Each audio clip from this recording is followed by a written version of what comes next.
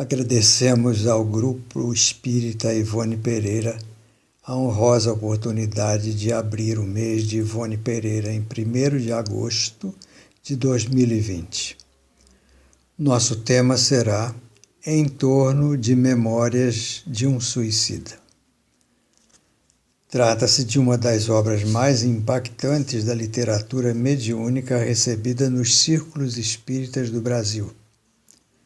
Suas descrições sobre as consequências do suicídio, tanto nas regiões do mundo invisível como também no mundo material, causam forte impressão aos que o leem, chegando a alguns adeptos extremamente sensíveis a interromper mesmo a leitura diante de alguns quadros que efetivamente raiam pelo dantesco.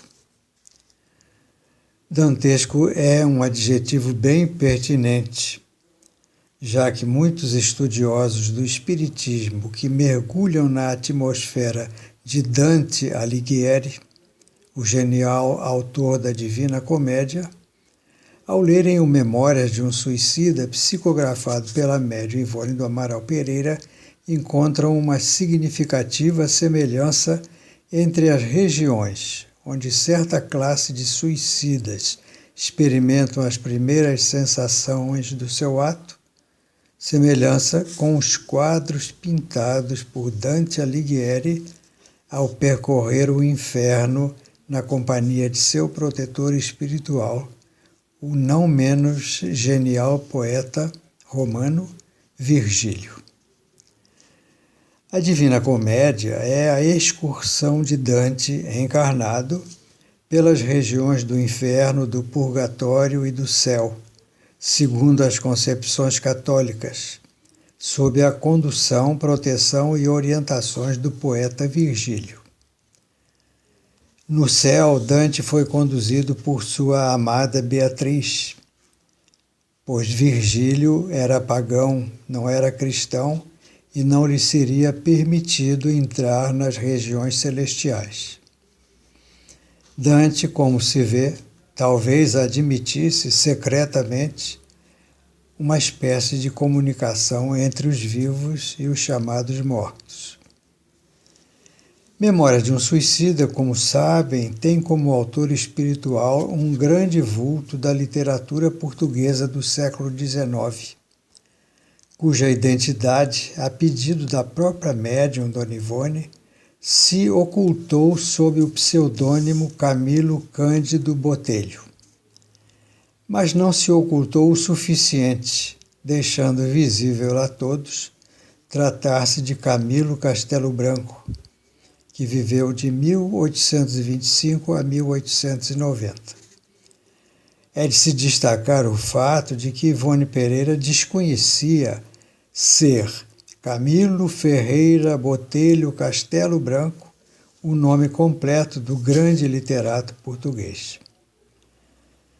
Camilo, no final de sua vida física, havia transitado do romantismo ao realismo, duas escolas literárias, e sua obra mediúnica tem uma acentuada expressão dessa última fase literária do autor, em que a verdade nua e crua dos fatos, sem nenhuma poetização, é exposta ao leitor, certamente para sacudir as entranhas de quem quer que se deixasse seduzir pelas tendências ao suicídio. Memórias de um Suicida se estrutura em 3 partes, de alguma forma correspondentes a 3 regiões vibratórias no espaço. Nessas 3 regiões se estende a grande instituição de nome Legião dos Servos de Maria, instituição destinada ao acolhimento, socorro, tratamento e encaminhamento dos suicidas em nosso mundo. A Mãe de Jesus é a guardiã suprema dessa colônia, pois a ela é que seu filho, Jesus de Nazaré, confiou a proteção dos suicidas. O livro focaliza a região onde são acolhidos suicidas oriundos do Brasil, Portugal e Espanha, incluindo-se, obviamente, outros países de língua portuguesa e espanhola. As três regiões vibratórias a que se refere o autor espiritual, Camilo Botelho, são definidas pelo Vale dos Suicidas, pelos sítios onde funcionam diversos departamentos da Legião, destacando-se o departamento hospitalar, e pelo plano espiritual em que se situa uma instituição chamada Cidade Universitária, também denominada Cidade Esperança. A esse Vale dos Suicidas são encaminhados os suicidas na fase inicial de sua estada no mundo invisível, depois de terem sido arrebanhados no meio terrestre por destacamentos pertencentes à Legião dos Servos de Maria. Eles permanecem no vale enquanto não se esgotam as reservas de fluido vital que só se esgotariam em condições normais pela morte natural. É justamente essa reserva anormal de fluido vital a causa de penosos sofrimentos do suicida. Sofrimentos próximos mesmo a sofrimentos físicos, muito dolorosos, causadores de profunda angústia. A duração desse esvaziamento varia de indivíduo para indivíduo. O vale tem uma configuração verdadeiramente infernal, com cenários criados inconsciente e involuntariamente pelos próprios suicidas nele encerrados, devido ao seu estado de extrema miséria moral, consequentemente miséria vibratória, com a qual eles penetram no além-túmulo. Esgotadas as reservas de fluido vital, os suicidas caem em profunda prostração e são recolhidos e conduzidos por uma caravana de servos da Legião para a região vibratória em que se localizam os diferentes departamentos, incluindo-se o departamento hospitalar, cujo órgão principal é o Hospital Maria de Nazaré, destinado ao tratamento médico-psíquico perispiritual dos internos. Vencidas essas fases iniciais, a alguns internos em melhor situação é oferecida a opção de ascenderem à cidade universitária, onde fariam cursos avançados, preparatórios para a nova encarnação em que se submeteriam às provas e expiações decorrentes do suicídio.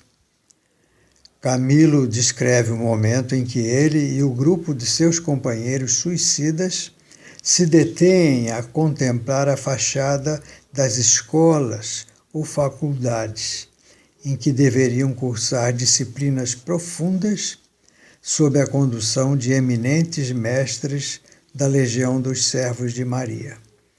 Essas disciplinas são moral, filosofia, ciência, psicologia, pedagogia, cosmogonia e até um idioma.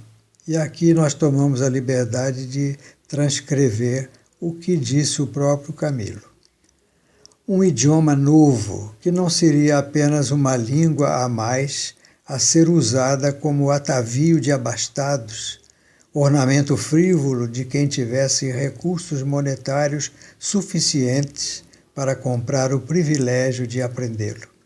Não, o idioma cuja indicação ali nos surpreendia seria como que o idioma definitivo, que haveria futuramente de estreitar as relações entre os homens e os espíritos, por lhes facilitar o entendimento, removendo igualmente as barreiras da incompreensão entre os humanos e contribuindo para a confraternização ideada por Jesus de Nazaré.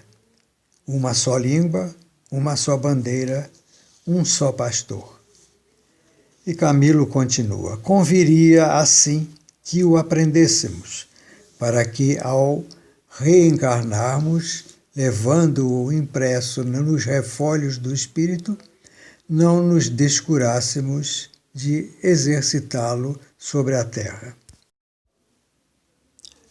Alternando com estudos sobre o Evangelho, os suicidas ali matriculados estudavam matérias próprias a cada escola ou faculdade, isto é, gênese planetária ou cosmogonia, pré-história, a evolução do ser, imortalidade da alma, a tríplice natureza humana, as faculdades da alma, a lei das vidas sucessivas em corpos carnais terrenos ou reencarnação, medicina psíquica, magnetismo, noções de magnetismo transcendental, moral cristã, psicologia, civilizações terrenas. É numa dessas aulas que Camilo é submetido a uma profunda, extensa e muito penosa regressão de memória. Essa regressão o transporta ao ano 33 da era cristã, quando, na Palestina, ele se viu cerrando fileiras nas hordas que agrediam Jesus e sua mãe Maria na direção do Calvário. Foi-lhe também revelada numa dessas aulas a causa de sua cegueira no século XIX, cegueira que lhe inspirou a sinistra ideia de suicídio.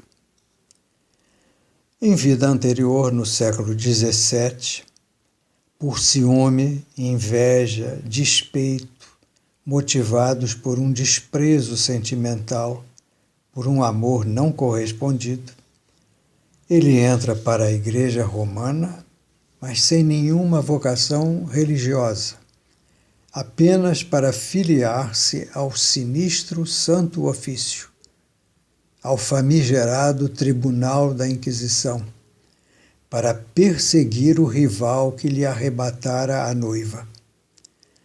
Esse rival era protestante, e Camilo encontra nisso pretexto para persegui-lo, encarcerá-lo e torturá-lo. Camilo retarda a libertação do rival, apesar das súplicas da infeliz esposa. Só o faz quando ela, aterrorizada com o estado físico e moral do marido, se entrega a ele para satisfazer-lhe os desejos mais torpes. Mas antes de entregar a ela o esposo, Camilo o tortura ainda mais intensamente, até vazar-lhe os olhos com ferro incandescente, assim o cegando de forma irreversível. Seu antigo rival, desesperado, humilhado, inconformado, comete o suicídio. A partir então dessas recordações levantadas pelos processos psíquicos usados na Legião, Camilo não mais resiste à ideia de reencarnar. No último capítulo de Memória de um Suicida, Camilo encerra o seu relato, ao mesmo tempo dramático e consolador, trazendo preciosas considerações sobre o estudo do Esperanto, patrocinado pela Legião dos Servos de Maria. Entrevendo os nobres, elevados objetivos do idioma e de sua ideologia, Camilo se decide então por ingressar no curso. De início, ele destaca algo muitíssimo importante. Os iniciados, os mestres da Legião dos Servos de Maria, particularmente aconselhavam a que se fizesse esse curso, pois esse idioma, o Esperanto, resolverá problemas até mesmo no além-túmulo. Essa revelação foi depois confirmada e detalhada numa mensagem do espírito Francisco Valdomiro Lawrence, transmitida psicograficamente ao médium Chico Xavier em 1959, quando se comemorava o centenário de nascimento de Ludovico Lazaro Zamenhof, o criador ou iniciador do Esperanto. Segue-se então a descrição dos ambientes interiores dessa faculdade de Esperanto, filial de uma grande universidade esperantista do astral. Essa universidade é dirigida por grandes espíritos neutros em matéria de religião. Servem ao progresso, servem ao bem. Seus membros, em caravana, visitavam a colônia dos suicidas, promoviam lá espetáculos de arte de altíssimo nível e, dentre esses membros, Camilo identifica e cita o grande e genial poeta francês Victor Hugo e o não menos genial compositor polonês Frederico Francisco Chopin.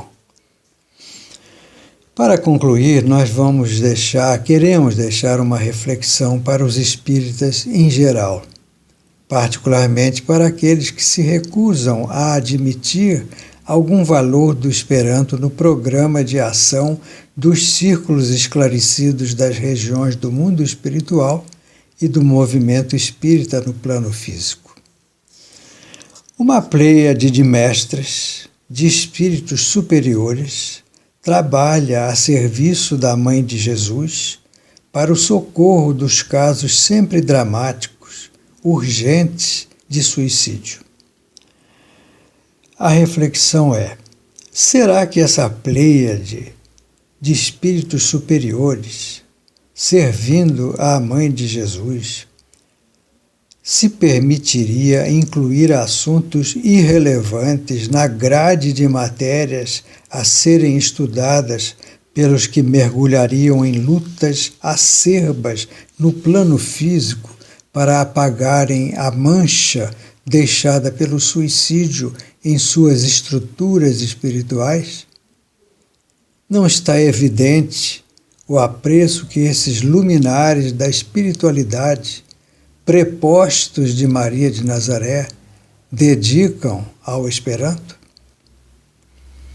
E para definitivamente concluir, vale a pena destacar o fato de que Memórias de um Suicida é a única obra que revela em toda a sua amplitude a atividade intensa da Mãe de Jesus nas regiões espirituais.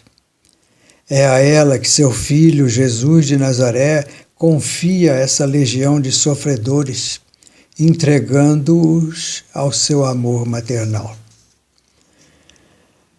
Amigos, o que deixamos aqui registrado é uma ínfima fração do conteúdo dessa obra incomparável, Memórias de um Suicida. Convém a todo adepto da doutrina espírita lê-lo, estudá-lo, divulgá-lo por todos os meios possíveis. Assim estará contribuindo para evitar que homens e mulheres, curvados sob o peso de sofrimentos físicos e ou morais, e embalados pela falsa suposição de que o suicídio os livrará de suas provas e expiações, evitar, repetimos, que essas criaturas se precipitem no abismo do autocídio.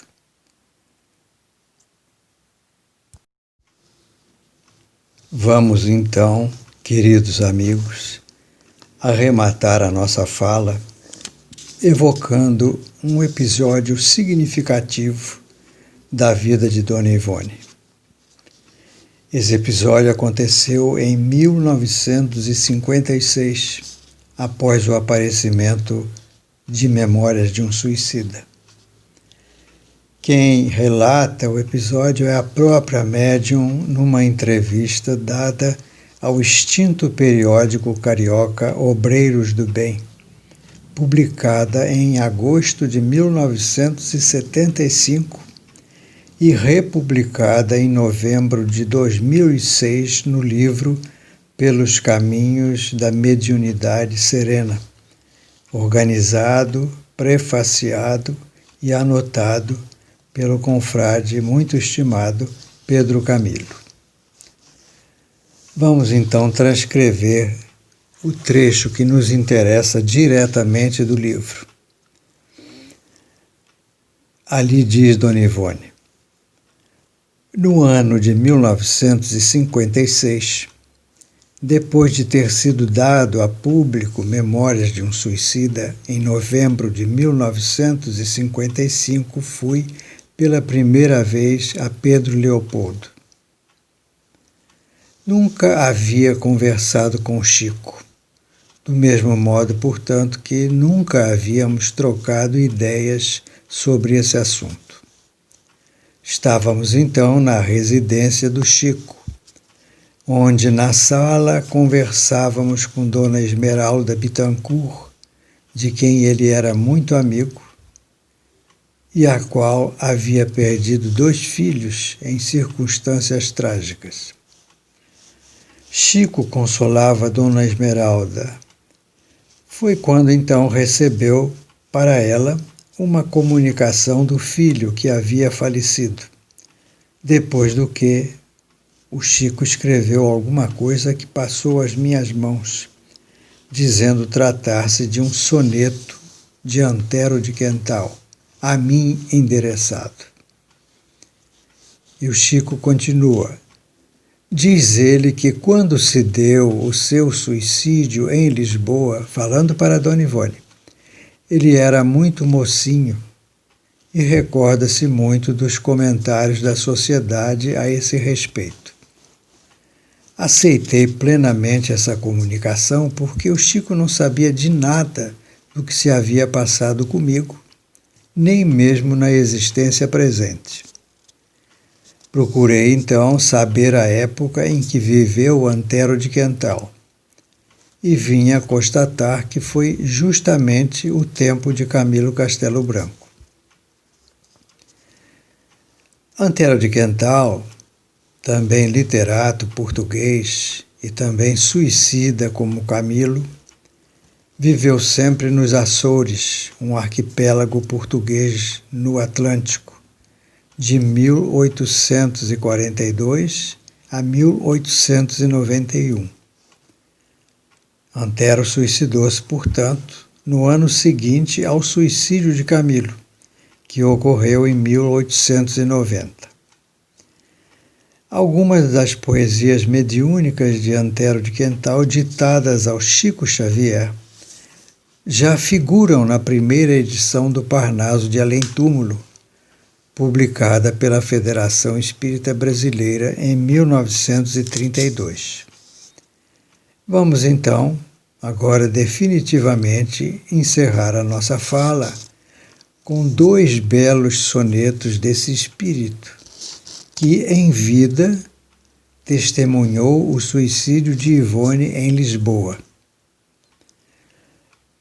Pedro Camilo, considerando o que foi dito nesse encontro de Ivone Pereira e Chico Xavier, localiza o suicídio dela entre os anos de 1854 e 1867, dando uma margem razoável de erro em relação à mocidade aludida pelo próprio Antero de Quental. O primeiro soneto, dedicado à morte, soa como o lamento de uma alma que havia enveredado pelas sendas do erro. Vamos então ouvi-lo. À morte. Ó morte, eu te adorei como se foras o fim da sinuosa e negra estrada onde habitasse a eterna paz do nada às agonias desconsoladoras. Eras tu a visão idolatrada que sorria na dor das minhas horas, visão de tristes faces cismadoras nos crepes do silêncio amortalhada. Busquei-te, eu que trazia a alma já morta, escorraçada no padecimento, batendo alucinado à tua porta. E escancaraste a porta escura e fria, por onde penetrei no sofrimento, numa senda mais triste e mais sombria. O segundo soneto, de Antero de Quental, recebido pelo Chico Xavier, e que consta no Parnaso de Além Túmulo também, agora expressa a profunda, sentida, eterna mesmo gratidão ao Espírito Sublime que certamente o acolheu em sua instituição devotada ao socorro dos suicidas. Maria de Nazaré, a Mãe Santíssima, a Mãe de Jesus. O título do poema é Rainha do Céu. Excelsa e sereníssima Senhora, que sois toda bondade e complacência, que espalhais os eflúvios da clemência em caminhos liriais feitos de aurora. Amparai o que anseia, luta e chora no labirinto amargo da existência. Sede a nossa divina providência e a nossa proteção de cada hora. Ó anjo tutelar da humanidade, que espargis alegria e claridade sobre o mundo de trevas e gemidos. Vosso amor, que enche os céus ilimitados, é a luz dos tristes e dos desterrados, esperança dos pobres desvalidos. Chegamos então, queridos amigos e amigas, ao término de nossa despretensiosa palavra. Que o nosso Pai Celeste, o nosso Divino Mestre Jesus, nossa Mãe Santíssima Maria de Nazaré, envolvam as almas generosas de Ivone Pereira, Chico Xavier, Camilo Castelo Branco, Antero Tarquínio de Quental, Esmeralda Bittencourt e o estimado Pedro Camilo em suas divinas irradiações. Envolvam também os amados companheiros do Grupo Espírita Ivone Pereira, que nos possibilitam fazer chegar aos que nos ouvem os lances edificantes de vidas tão preciosas, tão caras aos nossos corações. A todos vos agradecemos, desejando-vos a irradiação protetora dos amorosos guias espirituais. Muito obrigado, queridos amigos, queridas amigas.